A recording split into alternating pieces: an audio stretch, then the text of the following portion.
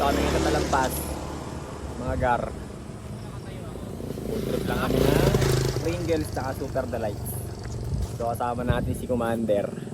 Ayan si Bossing. Bossing, pakita ka Bossing. Ano si Bossing ko. Dito kami sa Talampas Bustos. So dito dinadayo ng mga mahilig tumambay, lalo pag weekend maraming tao dito.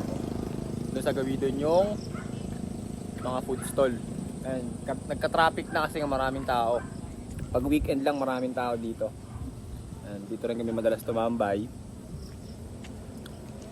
Diba, bibili lang kami ng pagkain, tapos inumin, tapos sabit lang kami ng hammock. Ayan, tapos palag-palag na.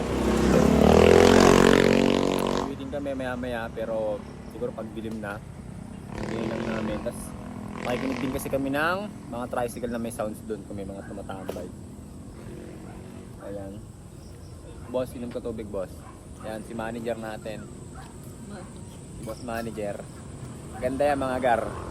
Akin lang yan mga gar, akin lang yan.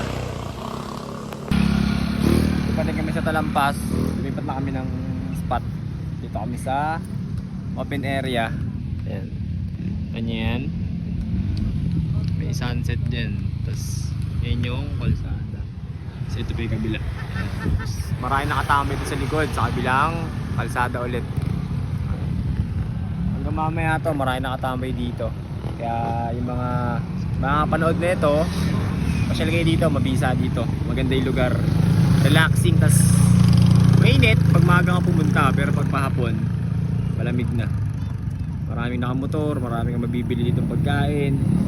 Pwede kayong tumambay as a group mo ng motor, EV, ganun, pwede dito.